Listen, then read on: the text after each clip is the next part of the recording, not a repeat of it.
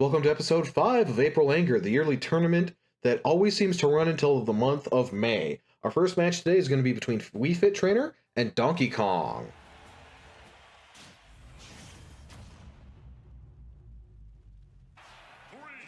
For anyone not keeping track, this is the first match of round 2. So both of these amiibo won their matches in round 1. So I suppose if for some reason you're deciding to start on episode 5 out of, usually goes for 10 or 11 videos, depending on if there's any audio syncing problems. But if you're deciding to start on episode 5, then I guess we've got a spoiler in this match for you. And Wii Fit Trainer takes a stock without even taking any damage, or using the deep breathing buff, which is normally one of her best moves. To be fair, it's a fantastic move. Any other character who could use it would absolutely love the move. It makes all of your other moves just better, to be quite honest. They almost traded there, but Donkey Kong's forward air actually beat out Wii Fit Trainer's down smash. It was actually hitting her from above, whereas her move would have taken a little bit more time to hit Donkey Kong, which I guess explains why he was able to hit her first. Donkey Kong put off stage. Wii Fit Trainer doesn't go for a down air. Wii Fit Trainer actually has a couple of spikes. She has a down air. She has a, I guess I'd call it a sweet spot hit on her side special if you smack the opponent instead of the volleyball, although you usually end up hitting both. And actually her forward air does have a weird spike on her leg. It's very difficult to hit, but it's still a spike, which puts Wii Fit Trainer up above most other characters in terms of how many spikes they have. Not actually more than Donkey Kong, because I'm pretty sure he has the record at 4. Unless you start counting weird stuff, like Kirby has copy abilities, and I'm sure at least 4 of them can spike people. A lot of moves have variable knockback in some means or fashion. So if you use those moves but pointed downwards, then I guess that could count as a spike as well. Though at that point you're just starting to split hairs. Down smash back hit, killing Donkey Kong from the other side of the stage. Wii Fit Trainer pulls out the volleyball, but only just long enough for Donkey Kong to hit it with his head and then hit her. Donkey Kong's up air is not a move you normally want to mess with. Most moves you don't want to mess with, but it's very difficult to beat out Donkey Kong's up air. He's actually got a trait with it, and I believe a lot of characters, actually from the Mario series mainly, have this trait, where they'll use a move and the specific limb they're hitting you with will get a little bigger. Basically to explain why the hitboxes are as large as they are, and it goes with the slightly cartoony aesthetic of the game. With Donkey Kong's, it's actually really hard to see because his head moves so fast. And I'm actually going to look pretty stupid if they took it out of Smash Ultimate and I didn't realize it. Donkey Kong forward airs past the ledge, actually able to get back to the stage. In a precarious spot there, though. Wii Fit Trainer tries to recover high and eats an entire up smash for it.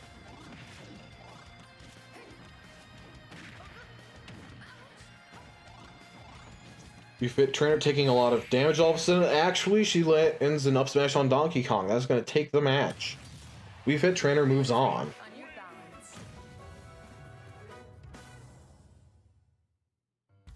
For match 2, we're going to be having Kazuya against Ness.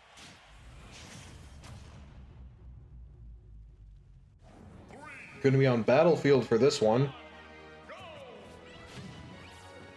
Kazuya getting first blood, 16% from a single aerial. That's actually quite a lot. Considering that characters will often die at around 100 in this game, 16% is what, an eighth of the progress there? Kazuya forced to go for a re-grab. Ness punishes with a falling up air.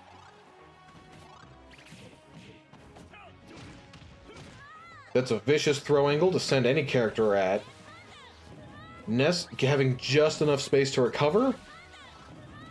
Again making it back with a re-grab, unpunished. Ness recovering again. Kazuya, the amiibo, doesn't seem to know much of anything to do about that, even though he definitely has ways to try to punish an offstage character. such as a down air. That will kill Ness at 62%. Not that Ness is a character who's exempt from similar crimes of killing people at absurdly low percentages, usually by up air chaining them off the stage. Kazuya going for an up smash, didn't quite hit. Gets on the stage very quickly.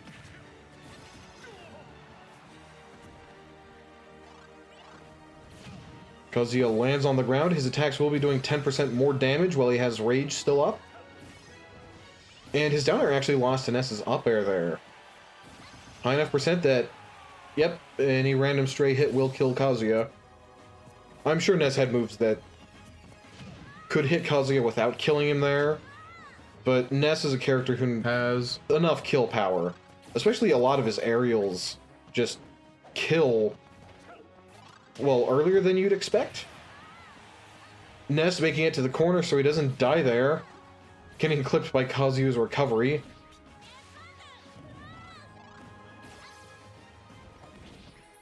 Kazuya lands high, eats an up smash. Gets put in a Ness combo. Ness's double jump is actually less linear than most other characters' double jump, in that it actually puts him slightly downwards at first, and then it, I guess I'd call it, it swoops him up pretty quickly. A mechanic that Ness's double jump has had ever since the first game, and I'm not entirely sure why. Earthbound isn't a game where you can normally jump. It's a, well, I say text-based, but there are visuals still. It's an RPG, so there's no jumping to be had at all.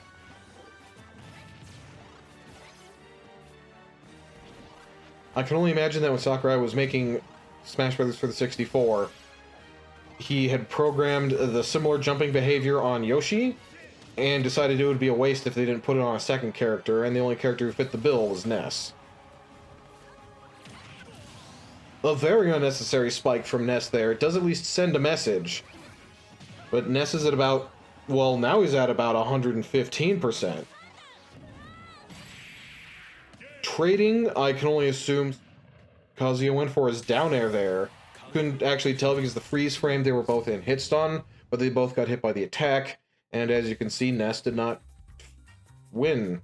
Ness was worse off for it.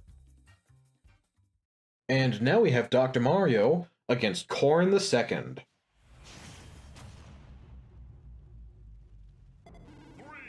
Gonna be on Battlefield for this one.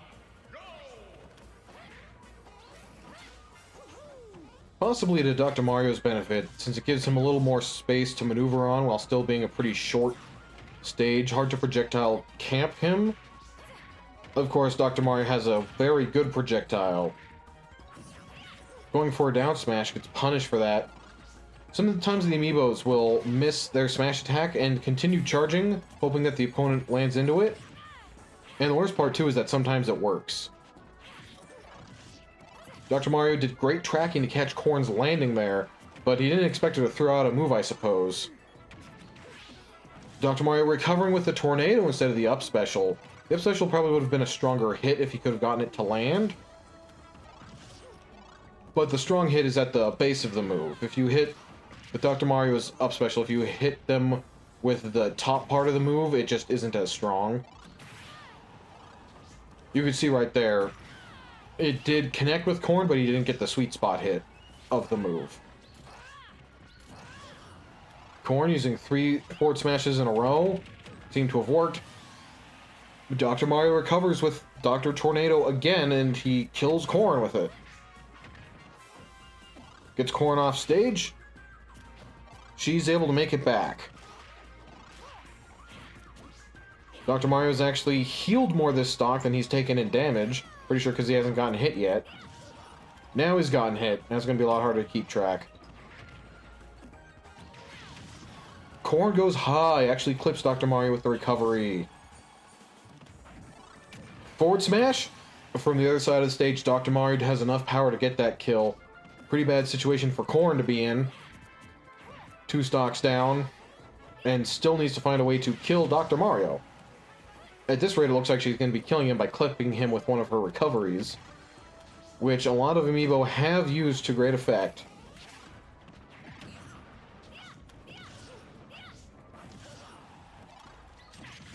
Up smash, taking Dr. Mario's first stock. Corrin still has a lot of ground to make up, though. She down airs onto the stage. She didn't fall off. That's something you'll see from time to time. Usually you need the camera to pan out so you can't actually see the base of the stage, and then you'll get the accidental suicides.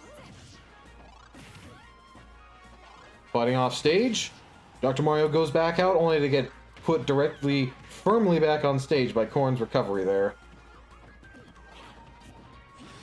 Back throw, not quite enough to kill Corrin, puts her very close. She avoids the pills. Dr. Mario going for another down smash, not able to get it to connect. Probably because he held it fully charged for a couple of seconds. Air dodges into Corrin, gets hit by another forward smash. Generally, you don't want to air dodge towards a character unless you think they're going to overshoot you.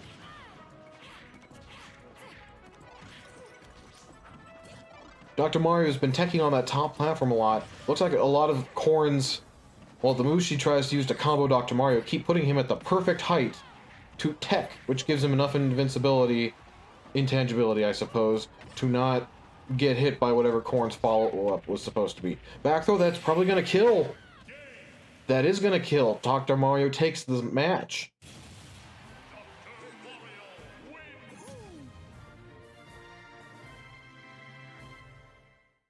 And here we have Wario against Sephiroth.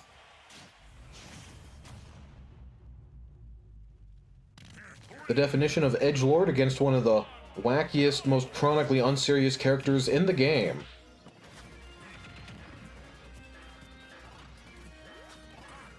Sephiroth approaching with a forward air, not normally the Sephiroth behavior that you'd expect to see. Specifically because if you whiff it, then you're going to get hit by something, and Sephiroth did. He's currently got a percentage lead over Wario. Wario's a much heavier character than Sephiroth is, though. Wario's actually near the heavyweight end of the spectrum, and Sephiroth's actually near the lightweight end. So while there are higher discrepancies, it does mean that, for example, if both characters were to have 60% on each other, you would expect Wario to be winning that interaction, or at least to be ahead in the current match. Forward tilt's going to take Wario's stock off the side of the stage. Sephiroth gets distracted by the motorcycle, as does Wario, and Sephiroth picks it up again. The amiibo seem to really like picking up motorcycles. What the one wing actually giving Sephiroth enough armor to armor through Wario's attack there. Interestingly enough, the bike just despawned. I thought it only did that if it got off screen. I guess it does make sense that there's a time limit of some sort on it. In previous Smash games, most notably actually Super Smash Bros. Brawl, Wario would die and his bike would just remain on stage forever. If it was in some sort of inaccessible place, it would just linger for the rest of the match, unless you could figure out a way to destroy it. Usually with the Final Smash. Because the Final Smashes in Brawl were a lot more geared towards... There were a lot more that would just destroy everything on the stage. Sephiroth gets put off stage, and Wario picks up his own bike again. Techs through and gets a waft on Sephiroth. Well, that was a great play. I really think Wario's waft could have been used, for example, on this stock instead. Trying to get an early kill would have helped him catch up. Eats a fireball to the face. And gets killed by his own bike. Things are not looking great for Wario. Especially because the Sephiroth amiibo usually does pretty well, or at least decently, because of, quite honestly, just the size of his sword moves. Just, he's got a really long sword, actually a sword longer than you could realistically wield effectively in real life. There's a reason why people don't make 15-foot broadswords. Just physics gets in the way too much. Also, every single attack is so slow and telegraphed. But that's not a problem that Sephiroth has, because he is, well, a fictional character. Both characters grabbing the ledge multiple times. Sephiroth gets his wing. Wario goes for an up smash, he whiffed it, otherwise it might have gotten close to a kill. Sephiroth really hates that bicycle. If you're ever going against a Wario, you actually usually want to keep the motorcycle on stage, simply because if you send Wario off stage and the bicycle's on stage, he can't pull it out of the ether to recover with.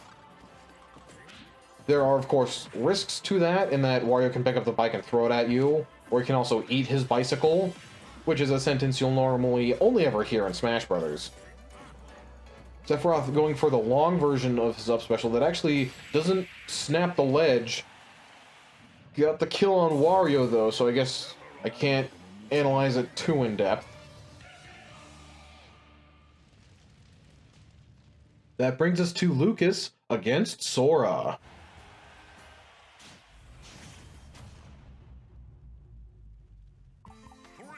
The Battle of the Floaty Children. Sora's probably not going to get too much use out of his neutral special this game because they are all magical energy projectiles that I'm pretty sure Lucas can absorb with PSI Magnet. Granted, Sora's neutral special isn't actually the most important part of his character, at least in Super Smash Bros. I don't really keep up at all with the lore of Kingdom Hearts, especially since the lore seems to boil down to, and then the hero wins with the power of friendship every single time.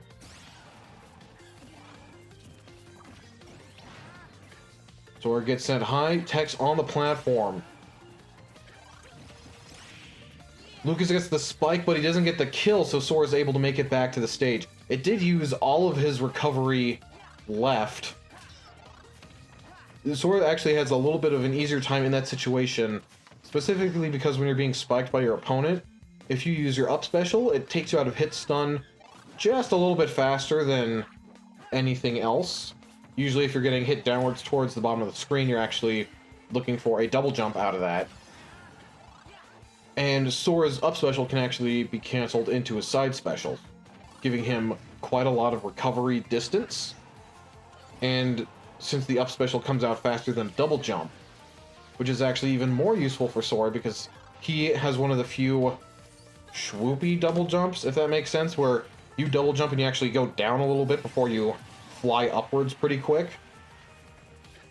Presumably to make it so that characters with that double jump don't become an absolute menace with how quickly they could double jump. Lucas actually has one as well, which is why I called these both these characters floaty children, because they are. I don't know what Sora's age is. I put Sora somewhere around, I don't know, 15. Lucas a little bit younger. I do know more about the plot of Mother 3 than I do about Kingdom Hearts. And Lucas is actually a little bit harder to set a definitive age, specifically because there's a significant time skip in the story of Mother 3. And I don't recall off the top of my head if the game even tells you specifically how long the time skip is. Just that there is one, in that it's at least like a year, probably more. Lucas doesn't become an adult in the meantime, so it's probably not 7 years.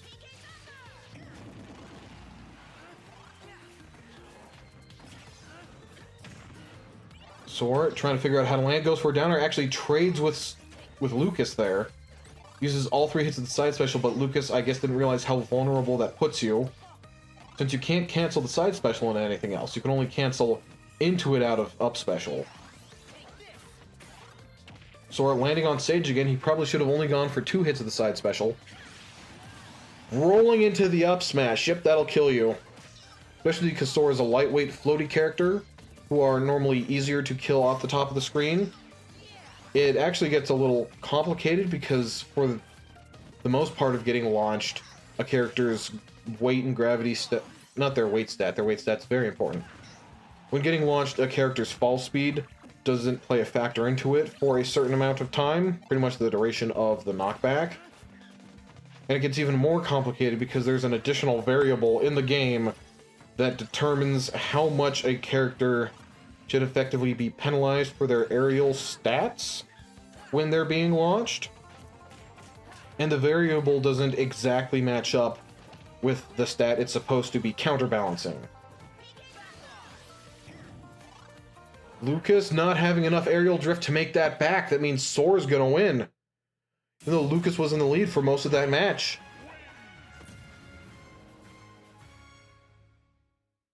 And for this match, we're going to be having Mii Gunner against Mii Brawler.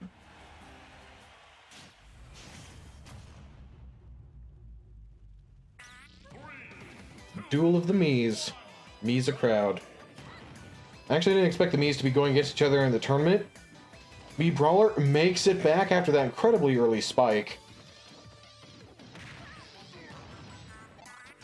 Mii Gunner winning most of these interactions.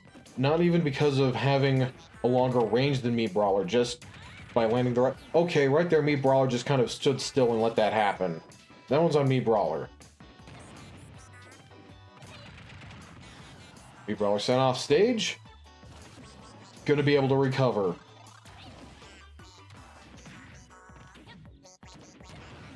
Playing on the ledge, Mii Brawler gets sent off again. Able to recover again, actually getting a stray hit on Mii Gunner near the ledge.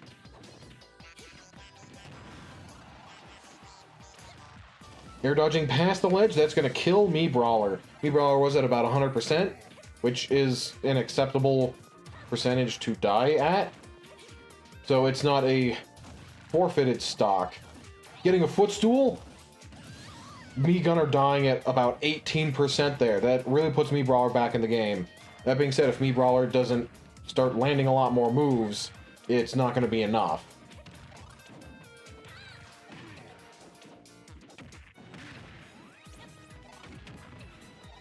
Mii Brawler suddenly hitting a lot of moves and or comboing moves. Mii Brawler goes off stage. Brawler didn't B-reverse the recovery. Not able to grab the ledge after that. Gonna need another footstool miracle. Or just get gimped immediately. Alright, that match goes to Mii Brawler. That was fast. And for this match, we're going to be having Zelda against Captain Falcon. Gonna be on Final Destination for this one. Zelda with First Blood, hitting 2 dash attacks actually on Captain Falcon. And then playing around off stage.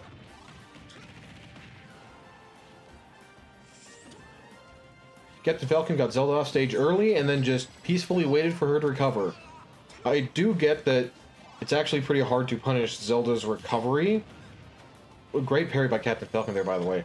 Since Zelda can teleport, you can't exactly strike her down in the middle of her teleportation because she's just out of existence. I would guess in programming terms she's probably merely invisible and intangible.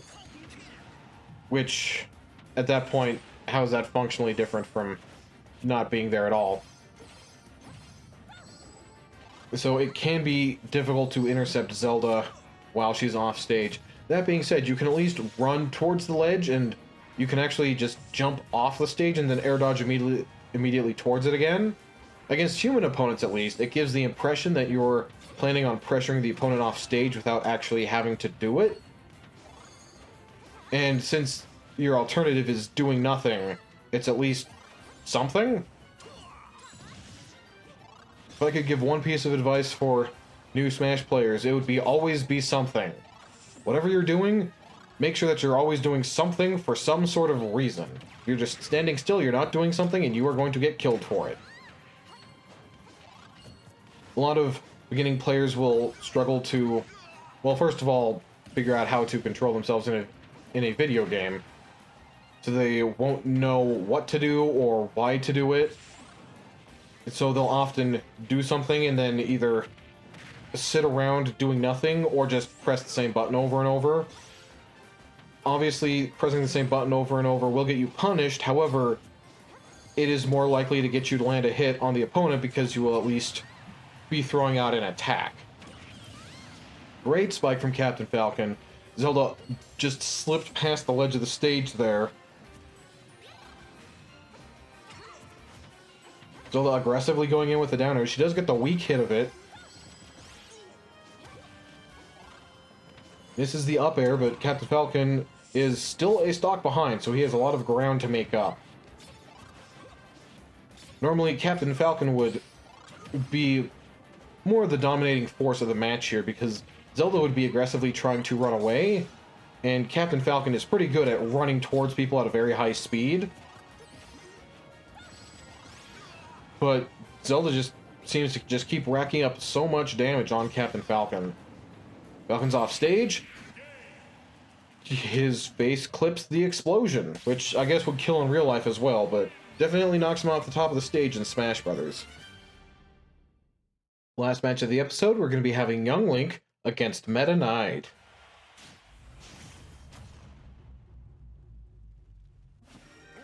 Going to be on Kalos for this one.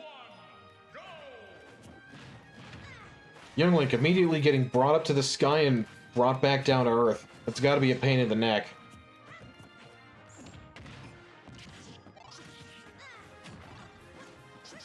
Young Link gets put on the platform, gets Meta Knight in the blender. Forward smash that far away from the side of the screen actually almost killed Meta Knight. Kalos does have, at least the side blast zones, are a little bit closer to the stage than most other stages, at least all the tournament viable ones. Meta Knight goes for the down throw. It's actually, I believe, Meta Knight's most damaging throw, which I guess makes sense because he kicks you in the head like 12 times. It would be a little disappointing if it wasn't. Young Link gets put very far off stage, not getting clipped by Meta Knight's shuttle loop. That means he's going to die and lose the first stock of the match. Meta Knight perfectly air dodging through the hookshot. That's a grab, in case you didn't know. Which, ever since the original Smash Brothers game, Link has been able to grab people with the hookshot. This is Young Link, which, depending on how you count it, is or is not a different character. Back in the days of Smash 64, the most recent Zelda game released was either Ocarina of Time or Majora's Mask. I'm not entirely sure with the release dates of those. And Young Link actually didn't show up until Super Smash Bros. Melee, which was on the GameCube. But he is clearly based to be playing as Child Link in The Legend of Zelda Ocarina of Time, which is why he has a hookshot. Usually, for some reason, the shorter Links usually don't get the hookshot, believe it or not. I know Toon Link also does, and there actually aren't too many other children-aged Links altogether. But aside from those two, all of the younger Links normally don't have it, partially due to what games they're in. I guess technically it would be entirely due to what games they're in. But for some reason the hookshot normally seems to be more geared towards the older, more serious Links. Then I guess it's also useful a lot in a lot of the two-dimensional games. Young Link goes for the hookshot to snap the ledge, which it can do, but not at that distance. Young Link even has a wall jump. He definitely could have made that back. That's all for this episode. Make sure to stay tuned for next episode when we go through the rest of round 2. Until then, though, bye.